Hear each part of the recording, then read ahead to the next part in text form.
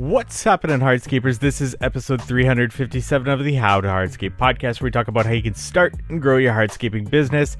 And on today's episode, we have a mashup, a sales masterclass with 4 previous guests talking about 4 different subjects. First one we're starting with is Sam Bauman from Earthscapes, and he talks about 2x4 door knocking when they are doing a project in the area, what a conversation with a client looks like at that point, and then through the sales process, including presenting designs and so on there. Then we get into Shawn Van Dyke. He's the author of Profit First for Contractors, and he talks about selling value, not price. Then Tom Reber of Contractor Fight, and he talks about the budget question, asking clients about their budget. And then I ask him, what's that one question I should definitely ask a client when I go on a consultation? And then finally, we wrap it up with Chris Lux. I highly recommend going back into the catalog and listening to this full episode because there's much more to it, but we get right deep into the sales process with him in this episode. And I hope this is the perfect timing for you for the spring season to listen to a sales masterclass episode to really fine tune and hone in your sales skills coming into this year. But before we get into this episode, we want to say thank you to our sponsors. Cycle CPA. If you're looking for bookkeeping, accounting, CFO services, reach out to Cycle CPA at cyclecpa.com.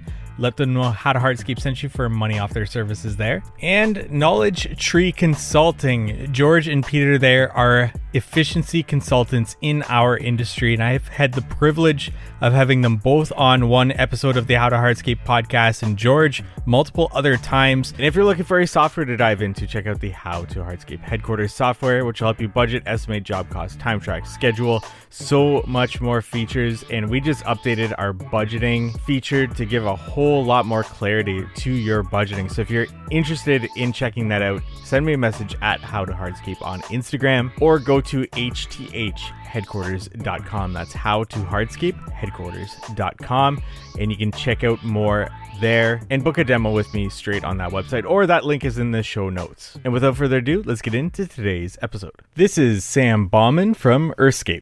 I listened to a podcast by a company, and their lead sales guy for their maintenance team said he does 2x4 marketing. And so it's for maintenance, you go wherever you have an existing client. In maintenance is all about route density. So wherever you have an existing client, you go to the 2 neighbors, and then you go 4 across the road. So 2x4, 2 neighbors, 4 neighbors across the road. You knock on the door, you introduce yourself, you let them know where you're working, where you're maintaining, and having more awkward conversations. So we're going to do more of that. Our maintenance account manager is going to be putting effort into that, and he's got some time blocked out in his schedule to do that in early spring. So how do you do a conversation like that? Or have you thought, like a script that your operations manager can go door to door like that, those 2x4 doors? Is it, introducing yourself and, hey, we're going to be making noise here when we're on site. Sorry about the noise, but hey, here's our company if you're interested. Or do you have a certain kind of style to go about that awkward conversation there? Yeah, well, we can do some role playing right now, and I can show you how it's supposed how we think it'll go. But yeah. I will say before we do that, I will say our landscape job sites, we're dropping. It's the crew actually on the very first day. They're delivering door hangers to the neighborhood.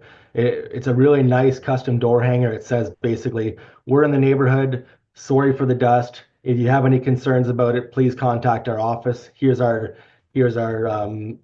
contact info. And that has actually been really good. We've gotten comments from the neighbors saying, "Wow, you guys are so proactive."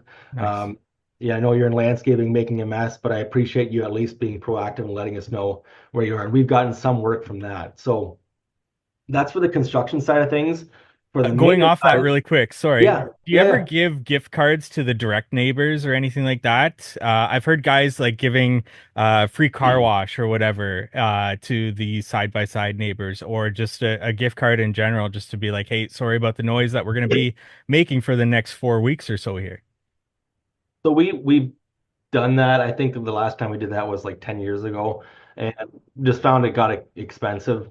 And the car wash thing, are people going to use it? I'm not too sure. I like the on paper. I think it's cute and it makes sense, but we just find delivering this brochure that says who we are, um, has been created the same effect and cost a lot less. So yeah, I think your idea makes sense. We tried a couple of times, and I'm not sure our the neighbors care so much and are going to go to that specific car wash to wash their car. Their time is more valuable than saving $20 on a car wash or whatever. Okay, yeah, getting back on track there to the sales script there. Yeah, so let's do some role playing. In sales we have to do role playing, and it's a bit awkward, but Yeah. this is how we all get better at doing it. So why don't we pretend that you're the neighbor Yep. and I'm the maintenance account manager, so I'm knocking on your door, and you have no idea I'm coming, but I'm just knocking on the door and I'm introducing myself. So knock, knock, knock. Hey there. Hey, where are you? Very good. Hey, I'm Sam with Earthscape. I'm really sorry to bother you. Do you have a minute? I got a little bit of a minute. Yeah, sure. Perfect. So, hey, we're just maintaining the Mr. and Mrs. Jones right across the road from you. We've been maintaining their place for a couple years. I just want to let you know we're in the neighborhood, and if you're interested in any services, I'd love to chat and help you out. I did notice, you have a beautiful landscape, by the way. I've noticed that a couple of your shrubs on the right hand side are starting to look a little sick. And I do have a little technique for you. I know you got to run, but I have a little technique for you. You can use a high nitrogen fertilizer for that. But if you want to have a no obligation walk around of your property, I'd love to be able to chat and figure out how to make your landscape a little better than it is currently. I currently have a guy that comes like once a month, once every other month, to do a little bit of work here and there. Is this something that you guys can take control of or talk to us about your pricing there? For sure. Yeah, I mean, but before I give a price, I'd like to kind of do a little bit of a deep dive into your site, talk about what's important to you and anyone else, any other decisions makers in your house. But yeah, we have weekly and monthly programs for our clients, and we try to be the one-stop shop for everything outside. So although we sometimes work with sub trades and specialty trades, we want to look after everything and be the point of contact outside to make our clients' lives a bit easier. So Got it. yeah. And do you have somebody I can contact or your information?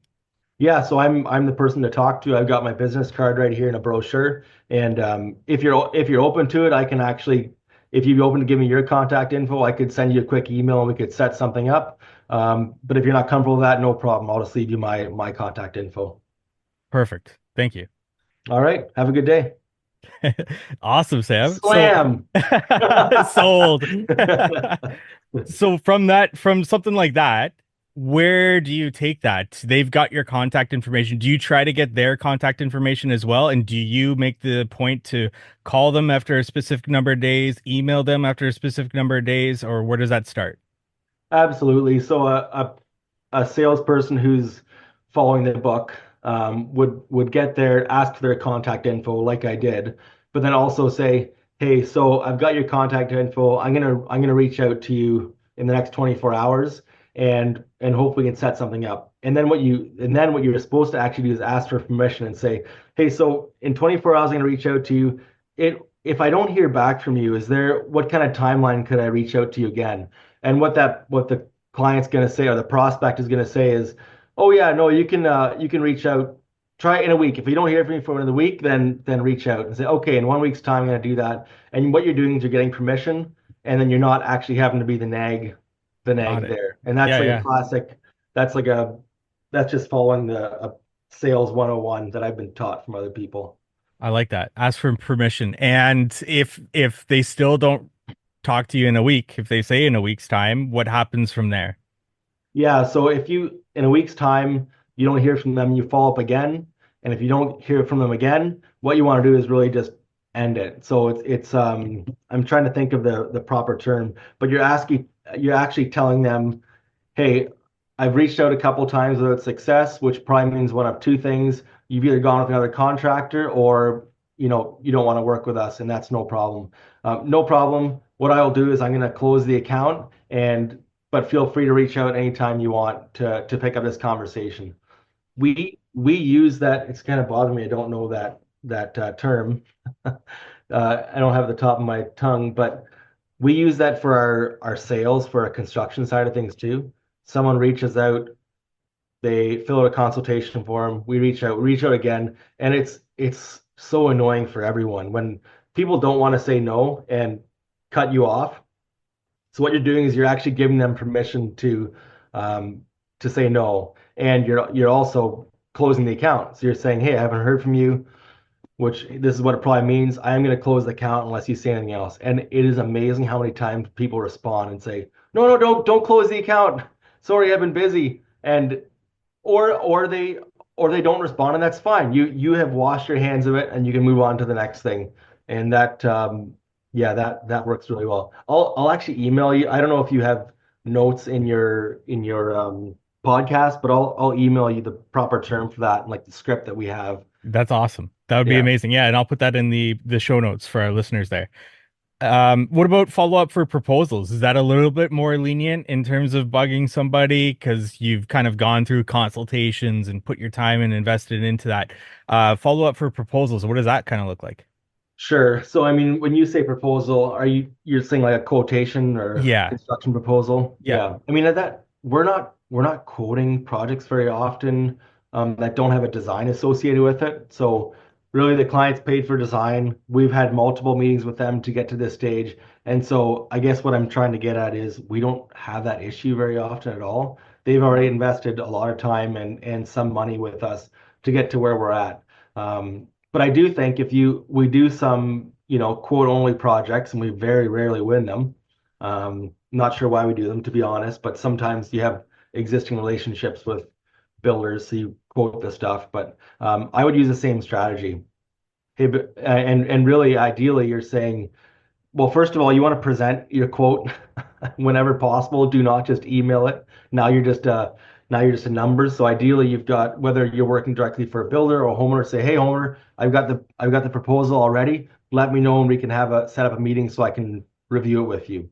That really helps you out a lot in explaining numbers. And instead of clients saying, whoa, what is this? What is this $20,000 patio all about? You can actually explain what is behind that number. And but if they're demanding just send me the quote, just send me the quote. Well, in my world, you're already probably dead. But it's not a great sign when they don't even want to meet with you to review their proposal. But I would also just if you got to email it, say no problem. When can I reach out?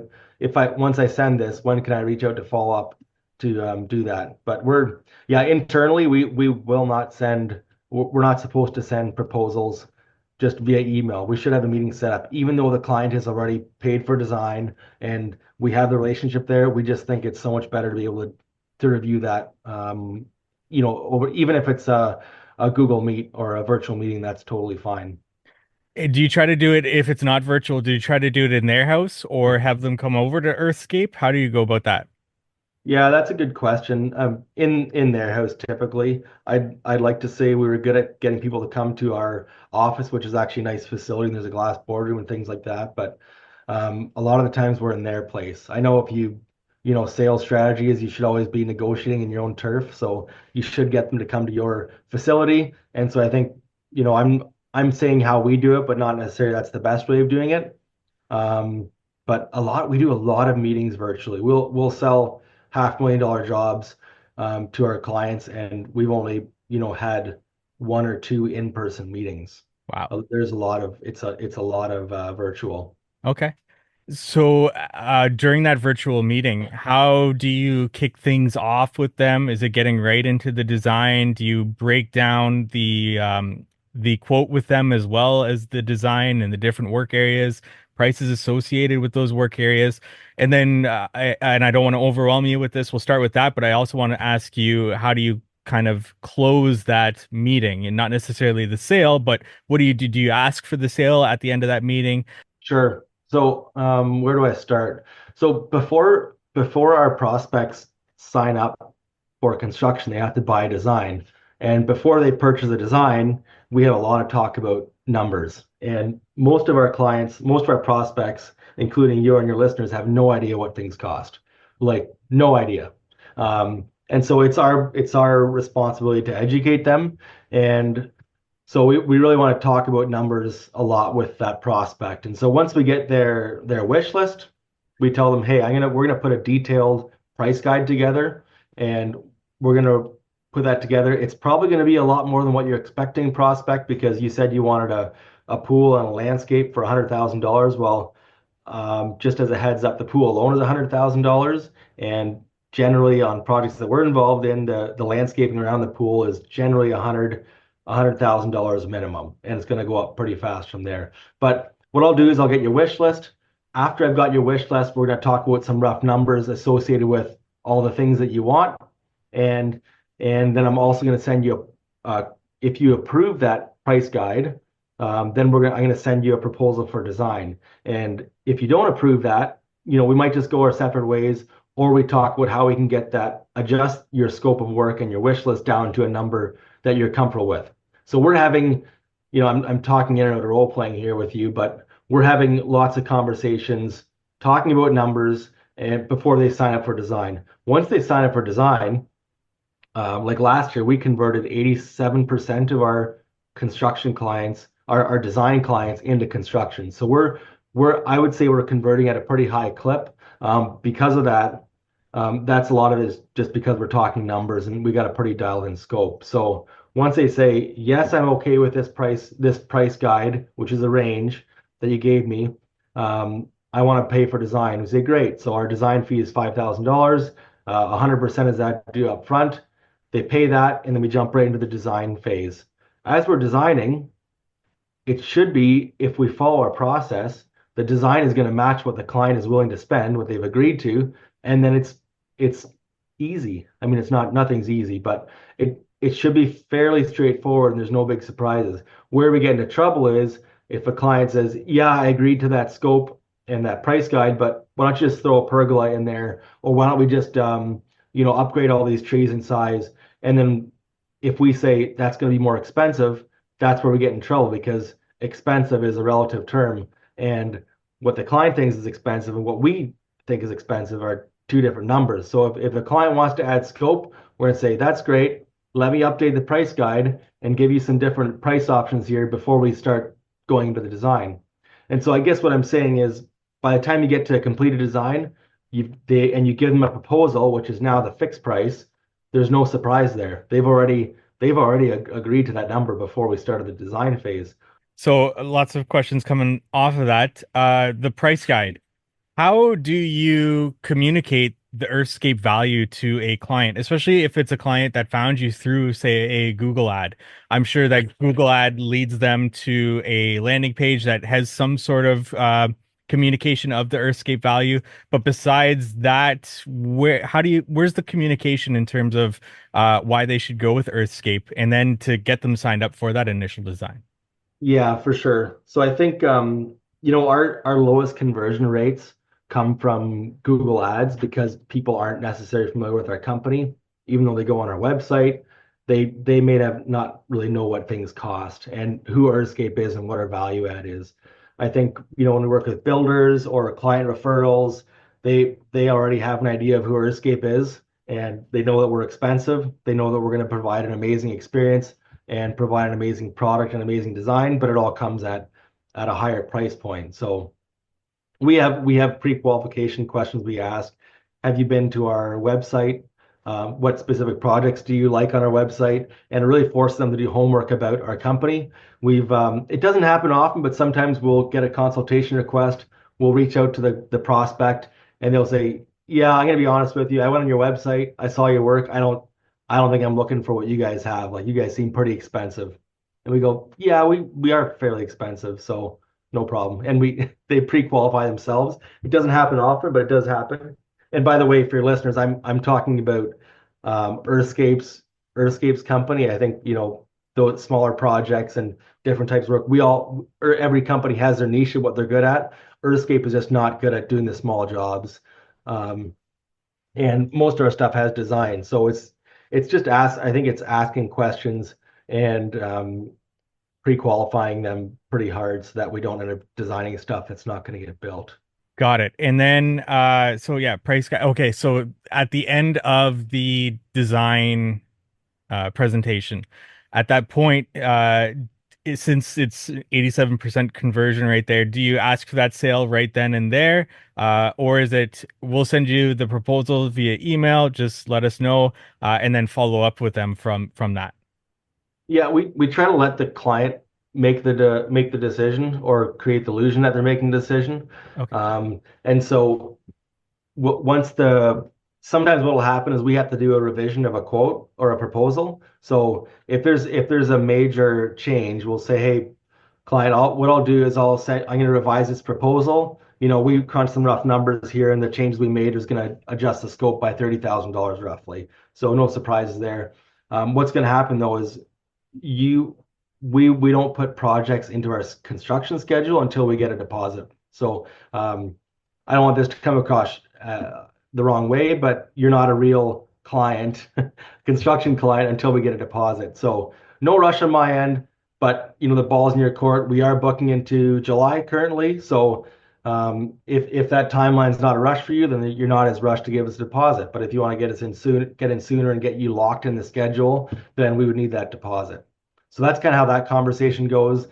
Usually it involves saying you're not a, every conversation comes back to saying like you're not a real client until we get a deposit. And so that sounds kind of harsh, and so you can word it differently, but we try to ask for the deposit right away. It's like, okay, because the other option is like, okay, client, we're making these minor design revisions.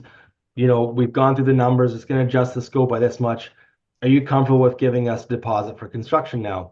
And why I asked that client is that once we have that deposit, I'm going to introduce you to a project manager, and we're going to get you into give you a firm start timeline, and then we can start ordering materials and all the planning. You have to get permits and all that starts. But unfortunately, I can't do any of that until we have some money as a deposit. But we don't want to force people to Yeah. it's like yeah, once again, like basic sales is like you want to give them all the facts so they can make a decision, but not tell them to do anything. Gotcha. And throughout the sales process, are you giving them, do you have like some sort of system in terms of the steps that they are currently at and where they get to before they actually get their project? Or are you just communicating like that next step? So consultation, after consultation, then we'll go to the next step. Yeah, how do you go about kind of communicating?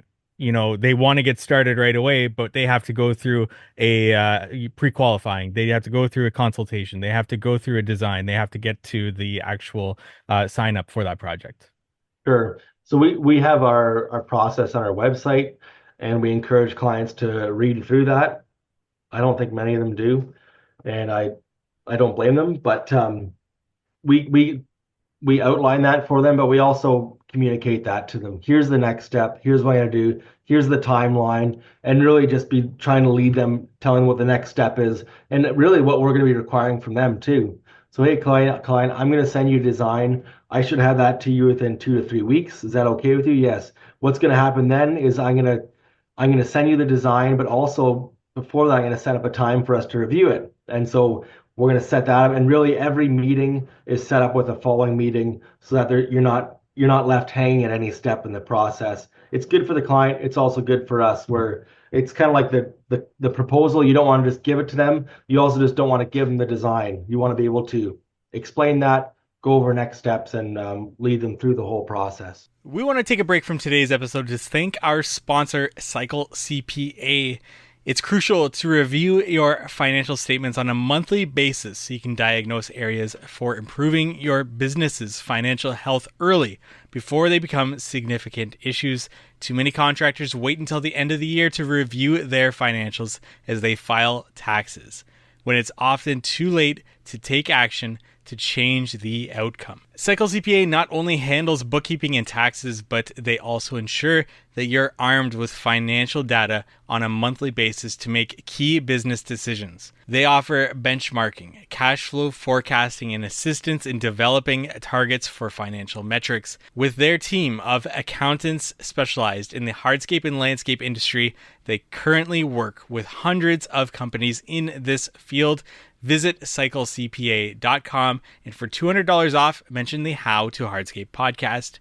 Now back to our episode. This is Shawn Van Dyke, author of Profit First for Contractors. You did mention earlier that client can just go to, they'll find a cheaper price. If you're a company that's priced at what you should be priced at, they can go somewhere and find a cheaper contractor.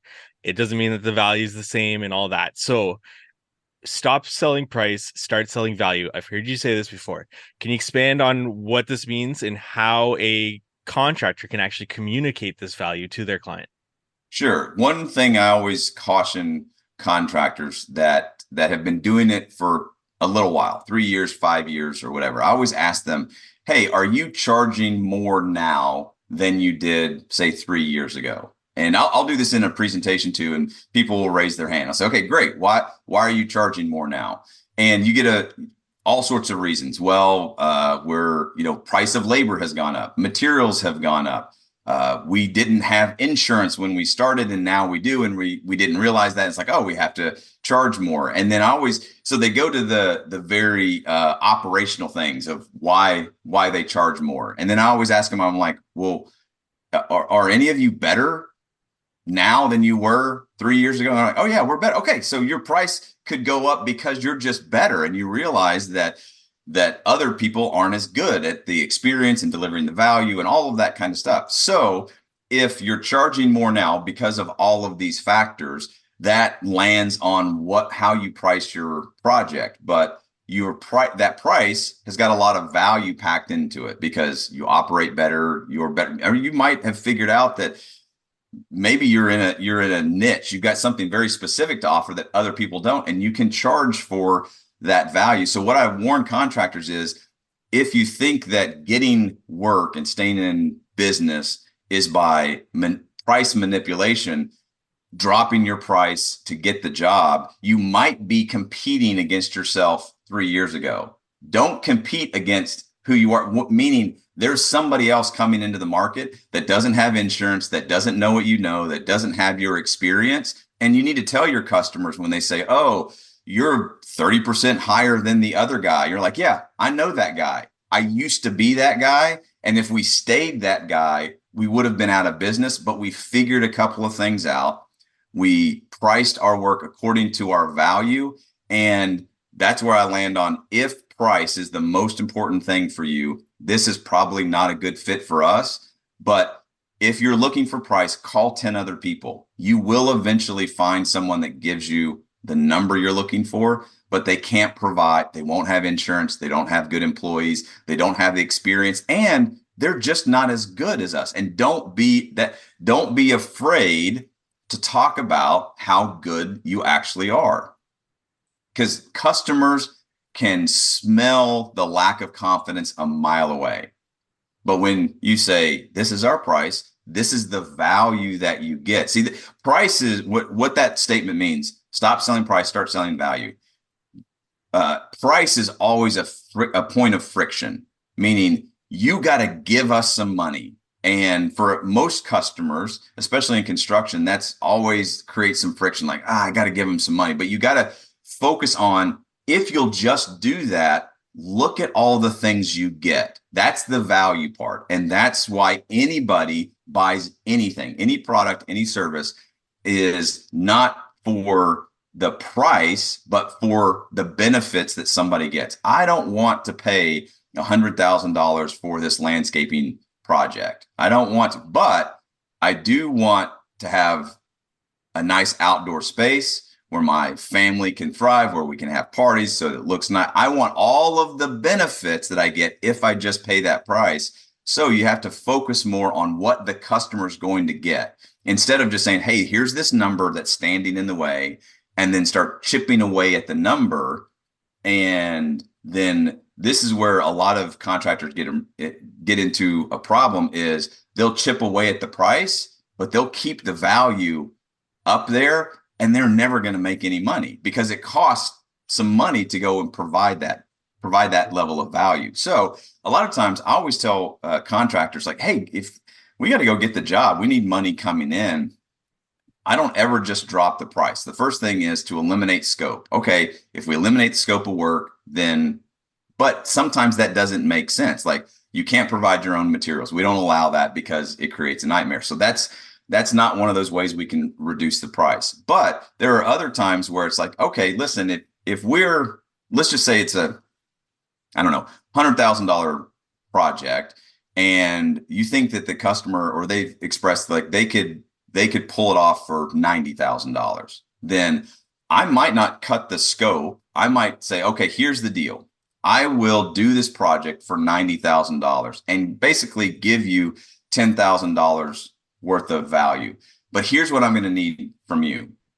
When we start the project, I need you and your family. I'm going to come and shoot a video. I'm not going to charge you for it or whatever, but I want you to talk about how excited you are about this project. And then halfway through, when you're sick and tired of us being there and everything's a mess and we're right in the middle of it, I want to take some photos and I want to interview you again to say, as hard as the process is, how much you're enjoying seeing the work go in place. And then at the end of it, we're going to host a party here for all of you and your friends. We're going to invite some designers and whatever, and we're going to film that and photograph that. And you don't have to pay for any of that. So what I'm saying is I will drop my price by $10,000 if you agree that I can get $20,000 or $30,000 of value of marketing out of it. And I want you to become our best salesperson. I'm going to recommend everybody talk to you. So what I'm saying is I'm not just dropping my price. I'm negotiating the value. Sure, I want to get the project. You're only going to spend $90,000. Great. We'll do the project for $90,000, but I'm going to get $30,000 of marketing value that I can repeat and repeat and repeat. That is not dropping your price. That's what I would call that $10,000 difference.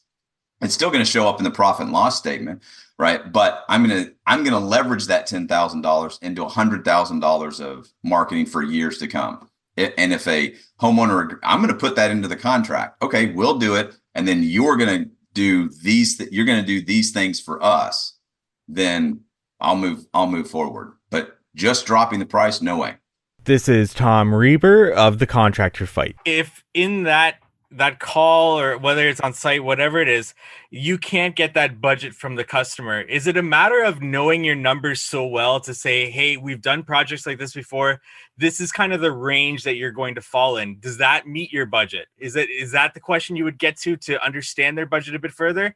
Yeah, I'm sorry, go ahead. Yeah, because at least what I found in our trade is that clients, they just don't quite understand. They don't comprehend the process involved with the excavation base prep and everything that goes into it. So a lot of guys prematurely jump into the money conversation with people before they understand the motive. The motive is their reasons for buying. Their reasons are more important than mine. Every one of us listening to this could list off 50 reasons why people should buy from your company, right? But if those reasons aren't the client's reasons, if we don't understand what's important to them, the motive, what's really, when you peel things back, what's at the heart of why they want to do it. And it's usually an emotional thing rooted in pain or pleasure. Okay. Like right now, I'm a great example. I am doing a $250,000 backyard right now. Okay. With Matt Heiner, who's been on your show. He's a good buddy of mine. He's been in our programs. I trust him big time. Matt used my own Ninja Sales Academy tricks on me, okay, which was funny because I knew what he was doing, but he was doing his damn job. I'm doing this yard because I'm embarrassed of it, okay? The pain of embarrassment is worth the money I'm dropping on this thing, if that makes sense, to make it go away. And so most contractors just go, oh, he just wants it done by the 4th of July. That's timing, or they just want a low price. They're mostly concerned. No, my issue, and I didn't get any other bids, but I guarantee you, if I would have called 10 other landscapers or hardscapers and outdoor living people, and I won't do that because I'm not going to waste everyone's damn time, right?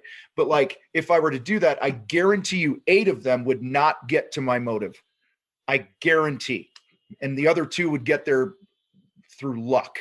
Okay. So most guys jump into the money conversation and make it about the money without really digging into the motive.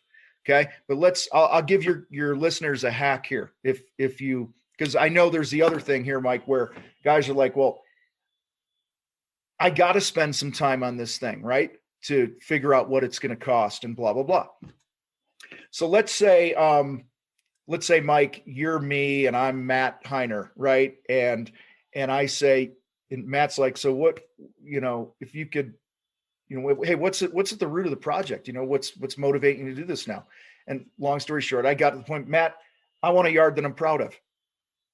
I do. I've lived in some really nice homes, my life and my career and this and that, and all over the place and this and that.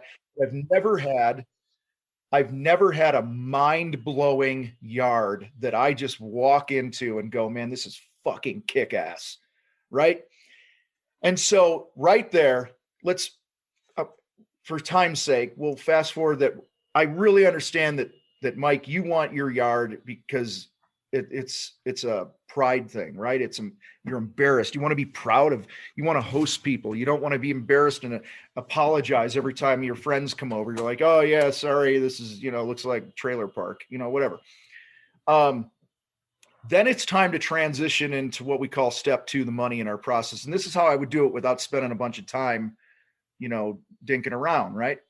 I would say, well, Mike, I think just to make sure I got this right, the main driver here for this thing is you want something you're super proud of.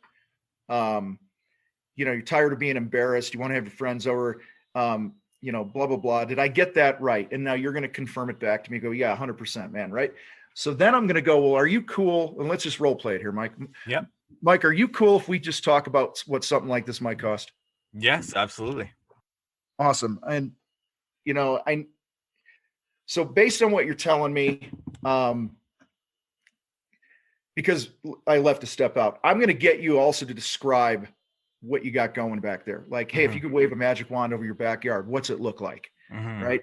And you're going to be describing, like, in my case, I'm like, I want cool lights. I want water features. I want, elevations. I want this. I want plantings, this, because we like to garden. My queen and I like to plant stuff every spring, blah, blah, blah.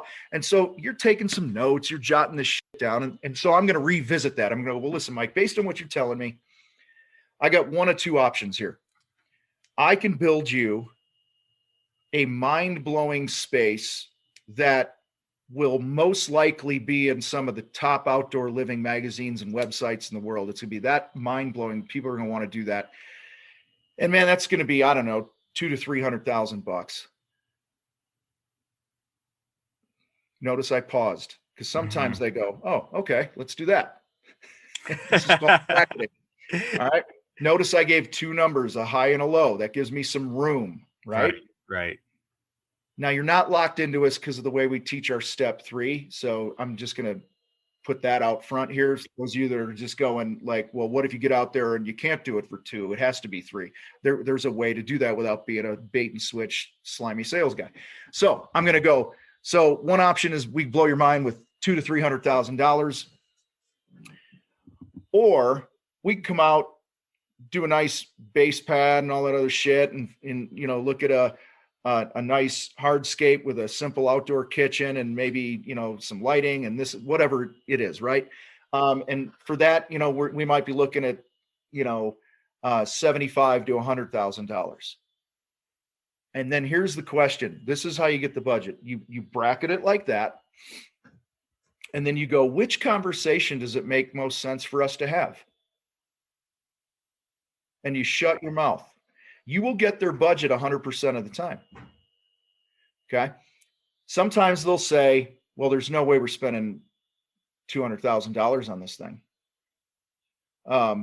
And this is where we bite ourselves or shoot ourselves in the foot. There's a question I call the golden question, that it's simply, well, what do you think we should do next? There's no way we're spending $200,000 on this thing, Tom. Yeah, I get that, Mike. So what do you think our next move is here? See, I'm taking control by giving them control. And they might go, well, we already got 4 other bids and they're all under $50,000. And I'm like, yeah, it's not surprising. So what do you think we should do next? And oftentimes the answer you want, you don't want to make assumptions, but the answer you really want in that case is, well, I think I'm going to talk to one of the 4 other guys and not you. Because now I just weeded out somebody that's not going to be my customer. And here's where we go wrong, where the artist and our ego gets in place. Well, if I just get out to the yard and show them how cool I am and how much I know, they're going to hire me. No, if they have a $40,000 budget or a $50,000 budget, and you're a $75,000 project minimum on something like this, then why the hell are you wasting those 4 hours or whatever it's going to take you doing this, and then this chase and all this other garbage? So let me give you guys one more thing here with the money thing. Sometimes you have no idea how to paint that bracket picture, right? And so maybe they're not giving you anything on the budget. This is where practice and role play comes in. Most salespeople don't role play. We it's funny, man. We do about 40 to 50,000 role plays a year in our sales academy combined. There's a shit ton of role playing. And sometimes you go third party. You're like, hey, Mike, based on what you're telling me, we've done projects that are really similar to this. Starting at 75 grand and going up from there. I mean, what would happen if I came out there and told you it was going to be like 75 grand for this? Well, Tom, I'd tell you you're high and I would never talk to you again. I'm like, great. That's the outcome I want. That's a win because I didn't waste my time. Right. Okay. So there's so many different angles to do this, but it's all rooted in that commitment to being as much as a sales expert as you are a hardscape expert. Right.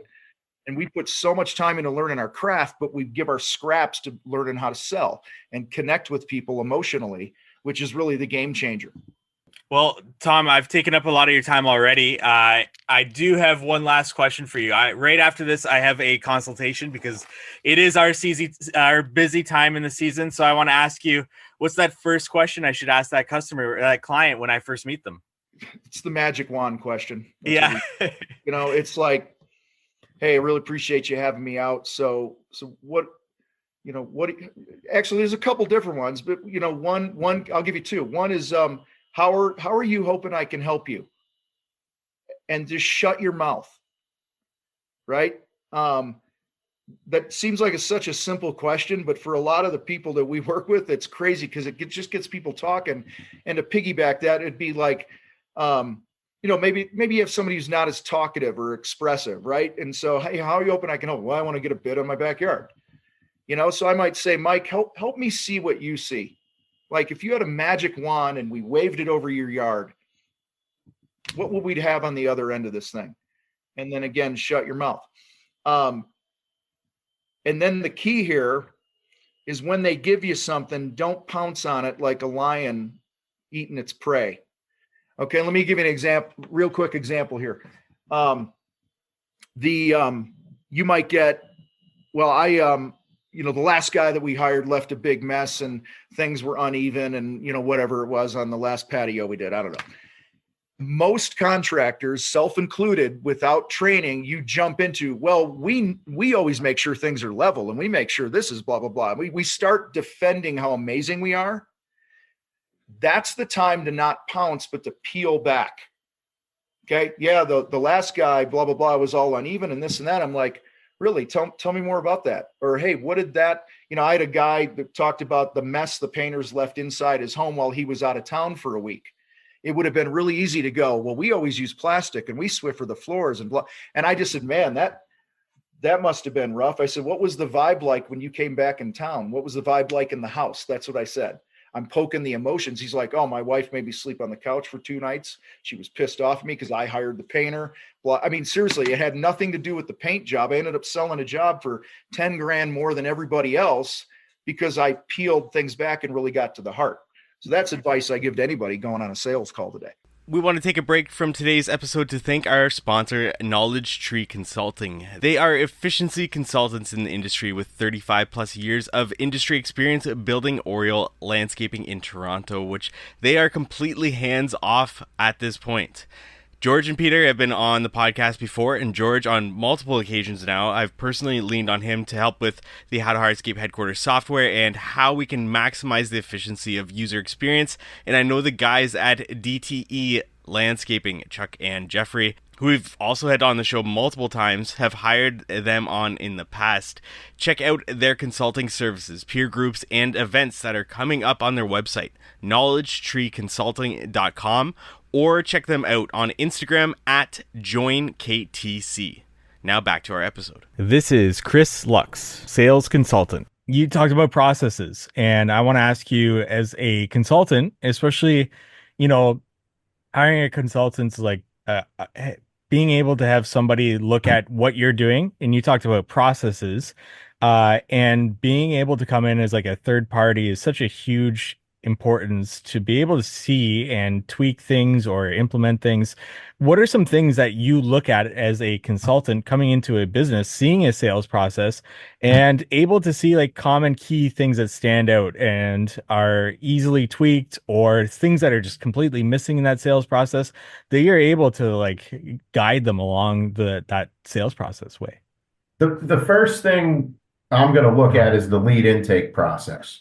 Right? Where are these leads coming from? Who do they go to? And how do we make sure we get them when they're warm? Right? If there's a website inquiry form fill out thing or whatever, somebody's got to be watching that. Somebody who doesn't turn off their email at 5:00. Somebody who's down with this thing ringing or buzzing or whatever it does to let you know you have an email on Saturday and Sunday. Right? Because when these busy people find the time to inquire about this thing, the person who gets right on their schedule and gets back to them takes a huge leap to the front of the line. And not only do we want to get back to people quickly, we want to make a good first impression. The internal components of lead intake need to be focused on sales. This is not somebody at a front desk that writes a few things down and gives it to someone, right? We want that person to set up an appointment with the right person at a time that works for not only the prospect, but for the salesperson, right? Somebody says, we can only meet after 5 or on the weekends. Like, well, then we might not be the right company for you, because are you going to be able to have design meetings during the week, Monday through Friday? Because maybe us salespeople are motivated. I'll meet you on a Saturday morning, but the designer is not going to work on Saturday, So we want to make sure we're asking the right questions to make sure we have the right people. And we want to get that information early. And if we can figure out what's driving the reason to do this project, even at a very high level, before we get a salesperson engaged, we definitely want to do that. Because we don't want to set up, if say we have 50 new leads a month, we don't want to set up 50 appointments, right? We want to make sure we set up the 30 appointments that have the highest probability of working for us as a company, and making sure that we have people that are going to be partners in this process, right? We don't want to work for people. We want to work with them, right? And we want to establish that process mentality really early on. And that starts at lead intake. So that's the first thing we got to look at. We got to make sure our lead intake process is solid. I want to ask you a little bit more on that. That's great. So with somebody reaching out, what kind of questions are you asking them to be able to understand that this could be a client of ours and we should go to the next step, or this is not the client for us? Well, in the remodeling world, we're always looking for the pain, right? Mm-hmm. Why are they doing this project? So we're going to ask questions around that. And I mentioned my very first sales coach, Chip. He was famous for acronyms. He'd always come up with these little things that were weird that will never make it into any like real sales book, but they were Chip's things and they were great. So one of his things was epic BS, right? And we knew those as the reasons the fundamental reasons why someone would do a not financially sound project, right? So if somebody puts 200 grand into their house is not worth 200 grand more. They should just buy 200 grand worth of municipal bonds. Like it would make a lot more sense. It's a lifestyle decision, and they're doing it for a reason. And they're willing to lose money on the thing to do it. So epic BS. Embarrassment, right? The neighbors up the street just did this unreal kitchen, and now everybody goes to their house for all the holidays and nobody comes here, right? That's a real thing. Like, people will spend money to fix that. Privacy, right? Maybe the way that their house is, like, the kids are just like running all around past the entrance to the bedroom, or maybe they have in-laws that live with them and they feel like they're just in each other's space, right? That would drive someone to do a project and spend some money on it. I is isolation. Say you have the rear, from your perspective, say from the landscape and hardscape perspective, say the only door to go to the outside is on the side of the house. And out back is this giant yard that the kids are always playing in. And the kitchen has a small window, and the mother or father just can't see the kids playing in the yard, right? They're separated, they're isolated. It's a problem. People will spend a lot of money to fix something like that. C is cramped, right? There's just not enough space, whether it's for the people, the stuff, the furniture, enough space to entertain. There's just not enough space. And then, so that's epic: embarrassment, privacy, isolation, cramped. B and S. B is the best one of all time. Greatest thing to sell to ever. Broken promise. All right. Most likely the men are at fault for this. I haven't heard a lot of stories where the woman was promising the man in the house they were going to do a project and it never happened. It's typically the other way around. Johnny's been telling Susie for 5 years they're going to put a pool in. And every summer it's another excuse. I didn't get as big a bonus as I wanted. We spent all this money on the kids' summer camp. We did this big vacay. We got to redo the roof. Every year that goes on, the broken promise gets heavier. And if you can expose that with, this sounds terrible. It just sounds like this is terrible. It sounds, but it's not. It's the way it is. So if you can expose a broken promise like that, you can easily just go in there and attack and sell. And then S is safety.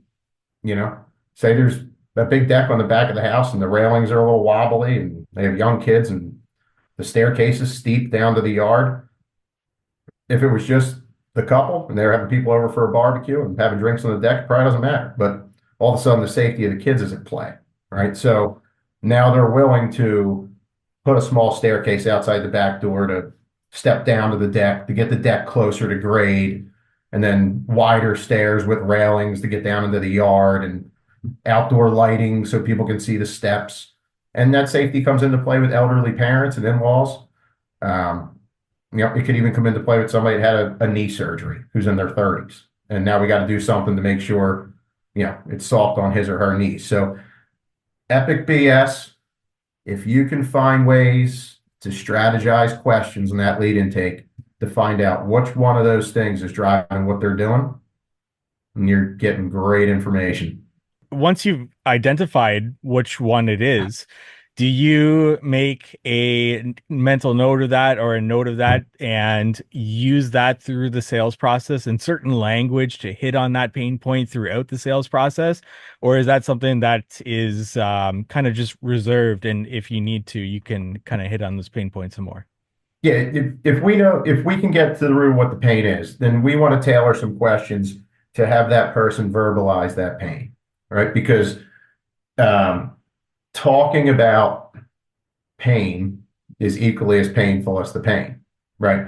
And there's it's probably not a metaphor. I don't know what the right word is for it, but suppose you had a real bad toothache, right? And you go to the dentist and you're like, this thing hurts like hell. And he's like, well, you're going to need a root canal. You're not going to be like, well, before we do that, let's establish what it's going to cost. You're going to be like, great, do the root canal. get this thing to stop hurting, right? You would never go there and you might be like, early signs of a cavity. And you would be like, hey, what's the cost for a root canal? Right? Because there's no real pain. So we want to tailor our questions to figure out, number one, how long have they been dealing with this pain, right? If they can't see the kids in the other part of the backyard, how long has that been going on for? Because if it's been going on for 2 years and little Johnny's gotten hurt 3 times in those 2 years, and what do they have to do as a result of that? Oh, little Johnny had to get a cast on his one arm. He missed 2 weeks of summer camp. Mom had to stay home from work because he couldn't go to summer camp. Now you're like, oh my goodness, like not doing this has cost you guys an immense amount of money and stress. But we would never know that if we don't uncover the pain and ask questions about it. So we want to know how long it's been going on. What have they tried to do to fix it? And what does it cost them to try to fix it? And then right after we find all that stuff out, then we ask, what are they willing to invest to fix it? Right? Which solves the other biggest problem that all salespeople have, which is getting a budget out of people. We want to take a break from today's episode to thank Mosier for sponsoring. I just got my hands on a Mosier 2 Pro and we'll be using this a lot this year for our estimating and design process. It is a measure and capture device that will measure, draw, calculate areas, perimeters, volume, elevations, and lay out the entire project on our device. I'm going to be bringing it on every consultation to measure the dimensions and elevation of the entire project, export it to my design software, and have a working terrain map to begin my designs from, as well as to become more accurate in my quoting process. The Mosier 2 Pro is going to save me a ton of time and from having to make rough hand notes while taking these measurements in the field. Instead, Mosier does all of that for me. If you want to get your hands on a Mosier 2 Pro, use the promo code X8Hardscape. That's X, the number 8 Hardscape at Mosier.com, or simply click the link in the show notes. Now back to our episode. Actually, my next question, how do you go about that? Because that's still something that I struggle with asking clients. And I think the way I see it is a lot of people are reserved on telling you their budget because they maybe have been screwed by another contractor that knew their budget and then was like, oh yeah, we can, maximize that, not necessarily give them all the value that comes with that. But I that's just my thought process on why people are so reserved on giving their budget. But how do you go about getting the budget from them? Well, that can get deep, right? I think there's layers and layers to that. If we just kind of went through a general exam, right? So I come over to your place and we figure out that we got to clear all these bushes and trees in the backyard because we can't see what's going on, and we want to put a fence up around the back because the deer keep eating all the rhododendron or whatever. And we talk about how long this has been going on, and I say, so Mike, what are you guys willing to invest to do this? Like how far do you want to go? Because we could design a very, very simple solution and maybe take care of something for you through our small work group in the next 4 to 5 weeks. I mean, this doesn't have to be overly complicated if that's what you're looking for. Or do you want to really try to achieve something new out there? Then you may say, well, we are really looking for the opportunity to rethink the backyard. One of the most powerful things you can use is third-party stories, right? We'll get a little more to that in a minute, but you could say, all right, Mike, well, if you want to rethink it, have you guys thought about what you're willing to invest in this thing? And 99 out of 100 people are like, we really have no idea.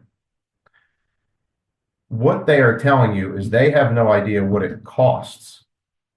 That doesn't mean they don't have an idea what they're willing to spend on it, right?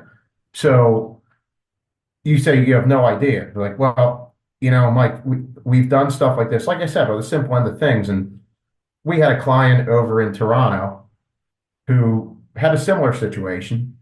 And I don't know if they spent $20,000 to $30,000, and they ended up with a small patio with a little cafe table for coffee, and we redid some landscaping, and they felt like a little better sense of privacy, and they still want to do a bigger project down the road, but some immediate needs got fixed. We've also done stuff like this for people who are really willing to rethink things, We actually did one not too long ago in Nova Scotia, another Canadian place. And those folks were ready to go, and they spent 275 on their yard just to solve a couple problems. But do you think you're like on one end of that range or the other?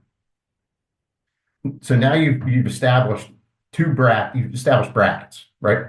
25 to 275, right? Which is a really insane range to throw at somebody. But now there's two numbers they've heard, right? So they said, he's going to be like, well, we're definitely not the 275 guy. Like we weren't even thinking close to that. He'd be like, oh, well, are you the 25 guy? I'm like, no, I mean, we could spend more than 25. Like, all right, if we came up with a solution for you that was like 75 to 150, would that be more comfortable? Then they'd be like, well, yeah, I mean, we probably would be on the lower end of that, but that range works. But all right, so if I wrote up a design agreement that said 75 to 125, is that something you'd want to work on with us to come up with a solution for this stuff? And they're like, yeah, that'll work. And there you go. You got their budget. That makes a lot of sense. Yeah, it's a difficult thing to do until you've done it a bunch. Right. Because everybody is weird to talk about money. Yeah. And if a salesperson can get themselves comfortable talking about money, it's going to go a long way. Okay, so you've said this word multiple times, and I want to know if it's purposeful or especially when you're talking to a client. This is interesting. You said invest. You didn't say Yes. spend. You didn't say how much are you willing to spend? How much do you think it is going to cost? You said how much are you willing to invest? Is that purposeful? And is that what is you very, talk about? very intentional. Okay. And Yeah. why is that? Because cost implies that you're spending money and the money's gone, right? How much does gas cost? How much does bread cost? We talk about cost when we talk about things like commodity items.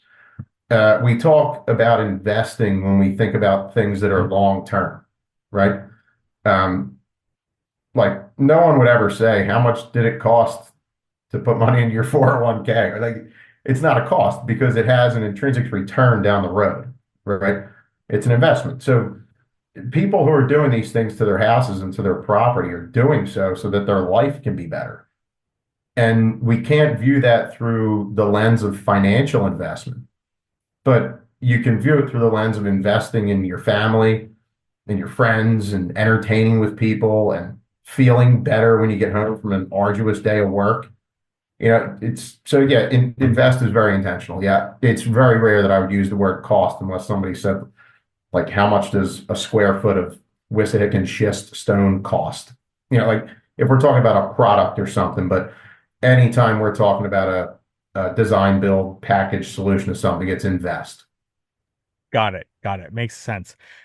We talked about the lead intake. After that, what are you looking at when it comes to a business and their sales process? Want to look at how people schedule appointments.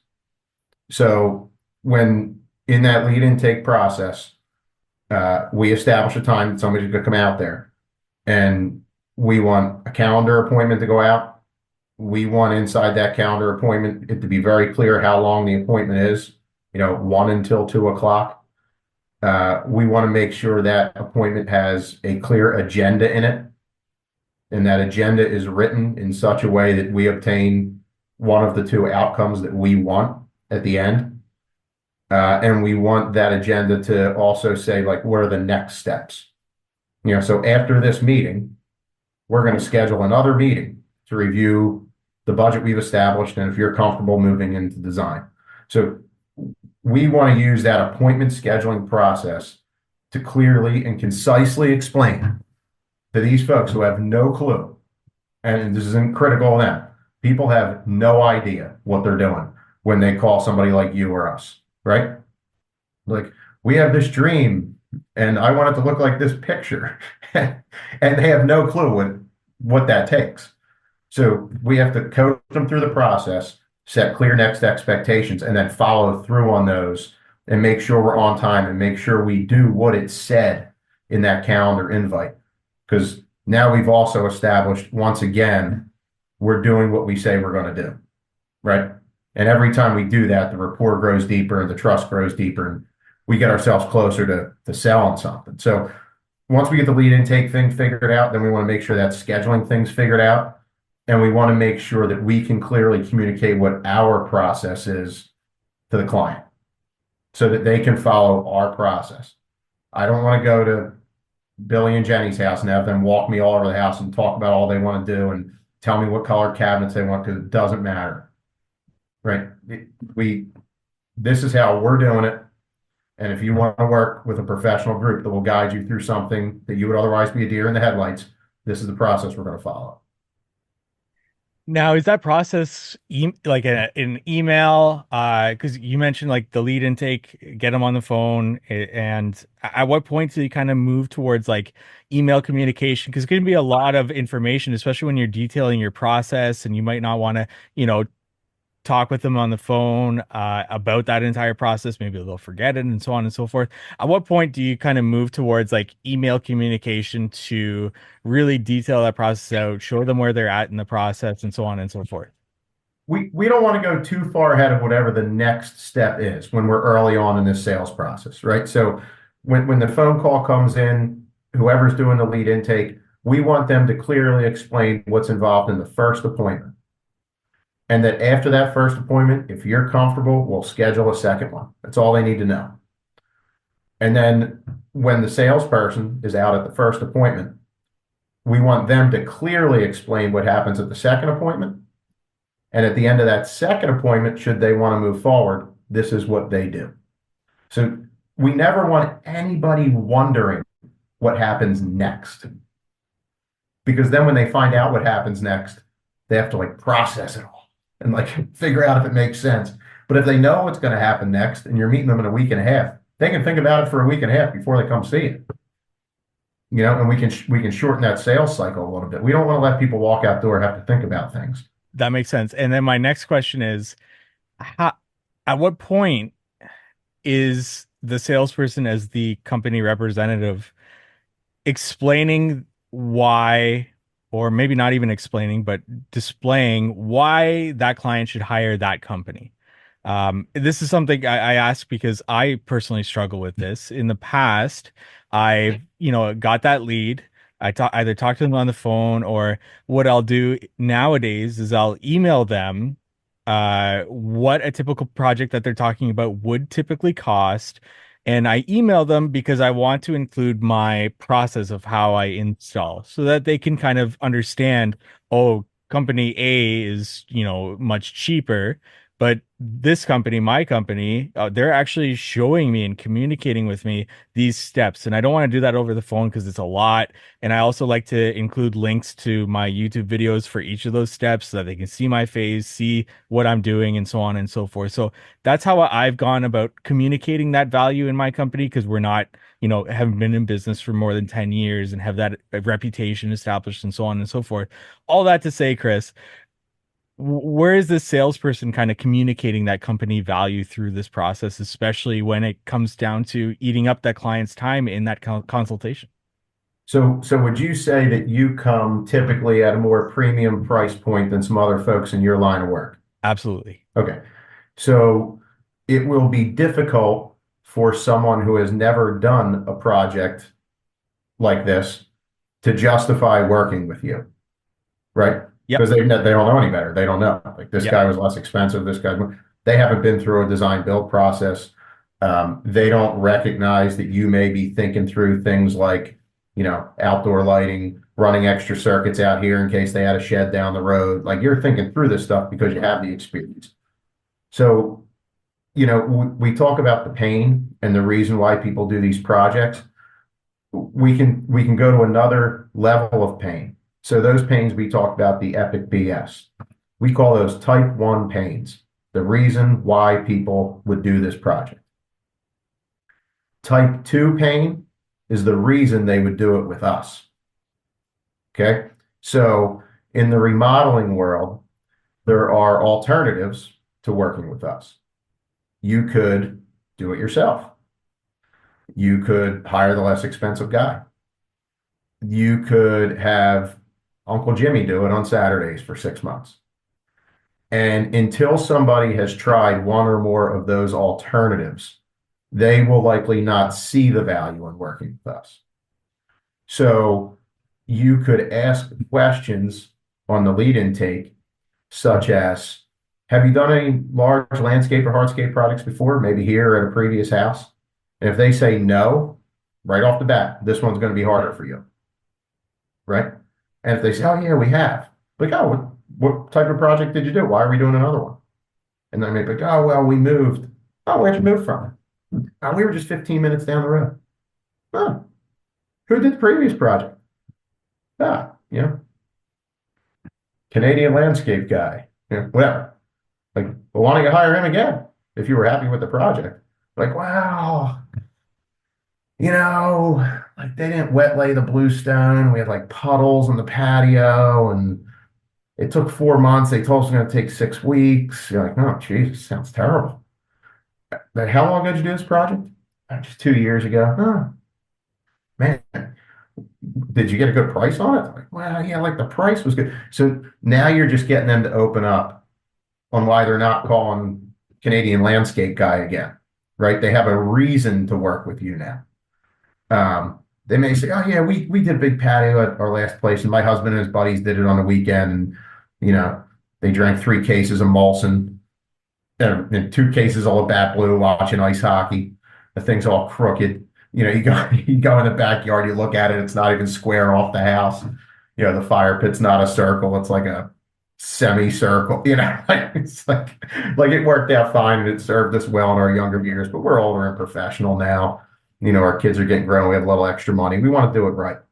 But we're thrilled that you want to do it right, because we invest a lot more time in the planning process to make sure we get it right. So it sounds like we could be a good fit.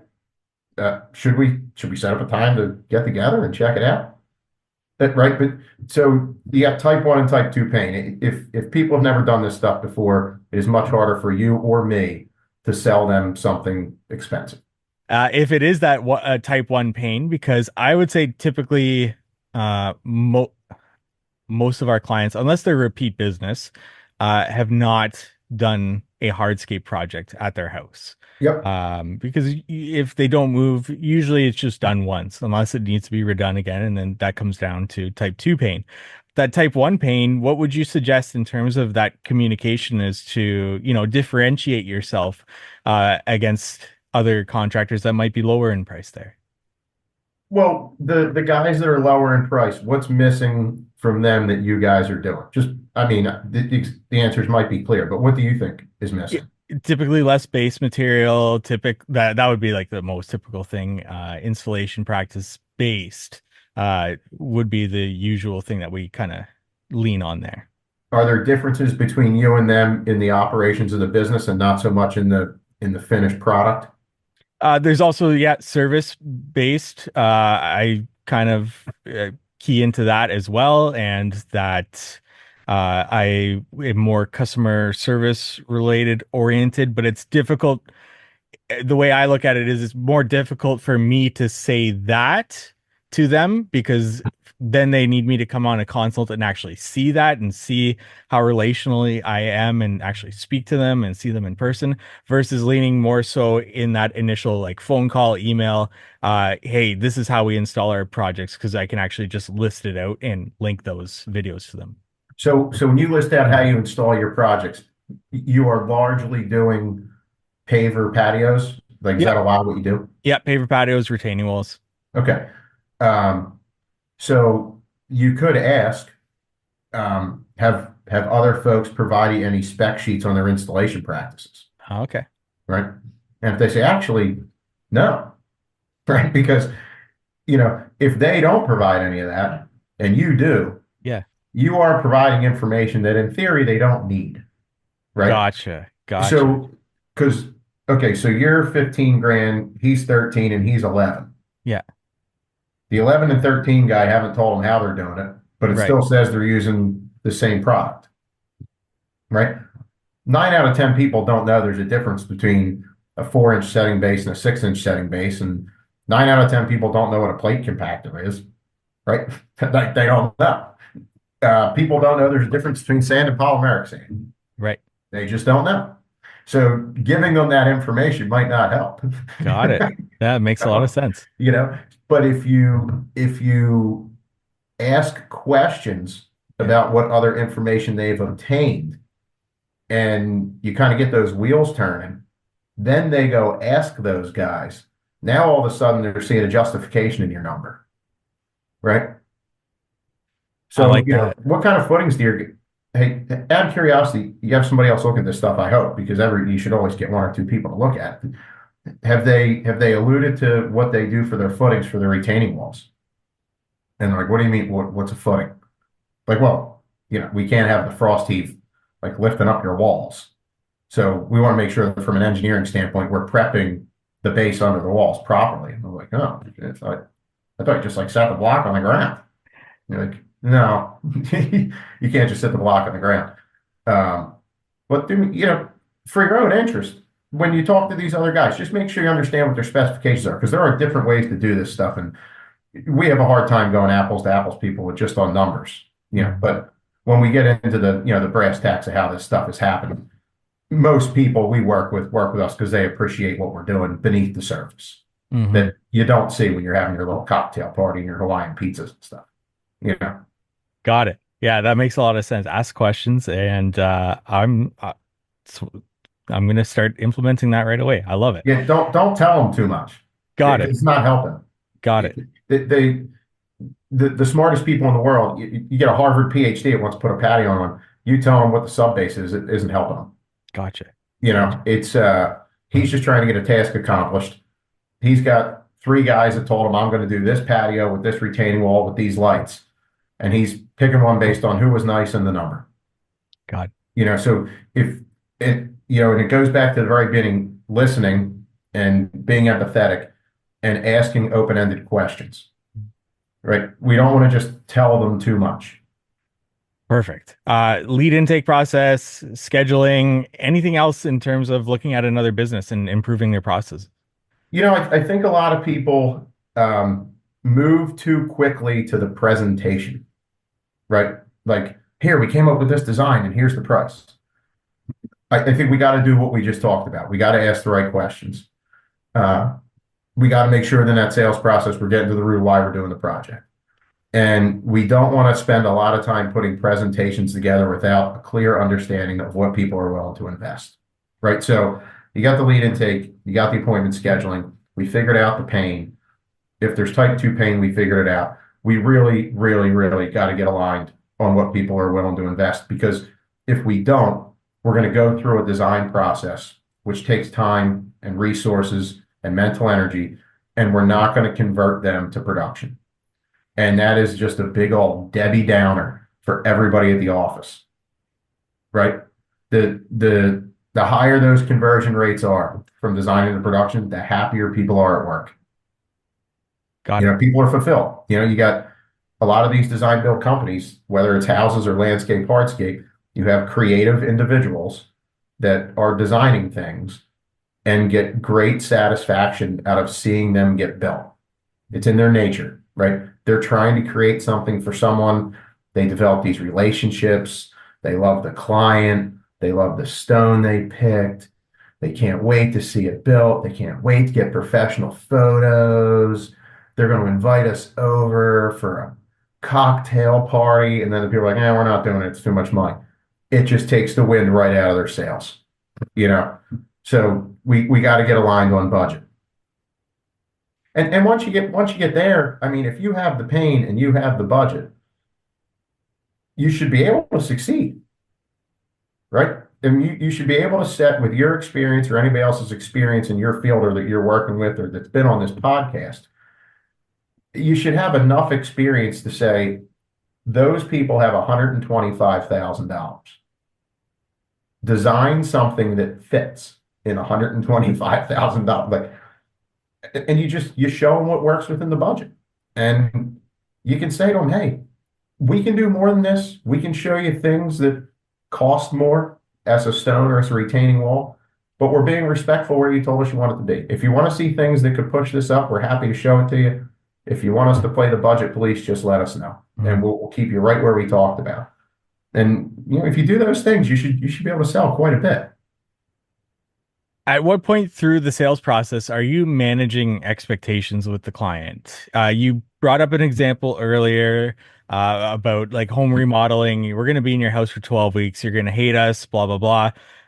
It's probably not something I would assume you'd want to like immediately talk to them about as soon as they're on that initial phone call. But you don't want to kind of scare them away from you from like maybe a contractor that's lower price and is not telling them these things. So just for that as an example of managing expectations, when through the sales process are you talking to them about things like this? I think you have to manage expectations the whole time. Okay. And it's different all the time. You know, when you're going to get into a design process, George knows, the oil guys know. They know if there's going to be some zoning thing or you're going to have to deal with the municipality because there's too much coverage and you're going to need a seepage bed. You got to tell people that early on, right? It can't be a surprise that we need to manage the stormwater. Like, we're professionals. We need to know that. When you get into a design process, this is a pretty straightforward patio, retaining walls, a set of stairs down to the pool. Usually we get this design work done in 2 to 3 weeks. So if you just put it in your head that it's going to be 4 weeks before we sit down and review this stuff, you won't be disappointed, right? Any opportunity you have to set an expectation that you can meet or exceed, you're setting yourself up for success. Because the first time you say, we're going to get this to you by next Friday, and they don't have it next Friday, you're just taking yourself out of the running. You're dealing with professional people, and, the cardiac surgeon research guy that's supposed to have his thing into the executive medical director by Friday can't not get it there by Friday. Like, their professional world is deadline driven too. So when you tell people you're going to do something, get it to them on time or early. And, every time you do that, you just build deeper trust with people. So to answer your question, I think the managing expectation thing starts in the very beginning. You don't want to like overdo it, but get into design, let them know. This is usually about how long it takes. And if that's going to change or that's going to push out, we're going to let you know as soon as we know, and then confront bad news immediately. If you hear back from the township, hey, I know this is what we wanted to do. Looks like we kind of can't do it. We didn't want to like rain on your parade or anything, but we want to tell you now before we go any further. And maybe we can sit down and huddle and figure out how to modify this thing so we don't have to have such a mountain to climb here. Getting in front of bad news quick is huge. When you get around to sitting down with a proposal with people, when you get final numbers together, call them a week or a couple days in advance. Say, I know we're getting together Thursday. We're just about done wrapping this up. We had a budget of 100 to 125. We're at 132 right now. We have a couple plugs in there. I just didn't want you to come in here and get shocked. We can find ways to tighten this thing up if we need to. And just I didn't want to I want to surprise you. Yeah. There's an old saying, surprise is the enemy of yes. That's a good one to write down. I like that. So I think there's opportunities to set expectations all the time, but you have to set realistic ones that you can meet.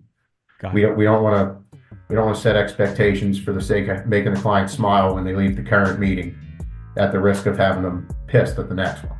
Thank you for listening to today's podcast episode. If you got anything from this, if you enjoyed it, check out the full-length episodes in our catalog and give us a rating review, Apple, Spotify. Those really do help the podcast. And before we leave, we want to say thank you to our sponsors. Cycle CPA, if you're looking for bookkeeping, accounting, CFO services, reach out to Cycle CPA at cyclecpa.com. Let them know how to Hardscape sent you for money off their services there. And Knowledge Tree Consulting. George and Peter there are efficiency consultants in our industry, and I've had the privilege of having them both on one episode of the How to Hardscape podcast, and George multiple other times. Always great episodes, and I also got to sit down on a one-on-one with George and went through what they do for businesses, and I left that meeting with a lot of value, so I can't recommend them enough. If you want to learn more about what they do, go to knowledgetreeconsulting.com and get that conversation started with them today. And we look forward to meeting with you next week on the How to Hardscape podcast.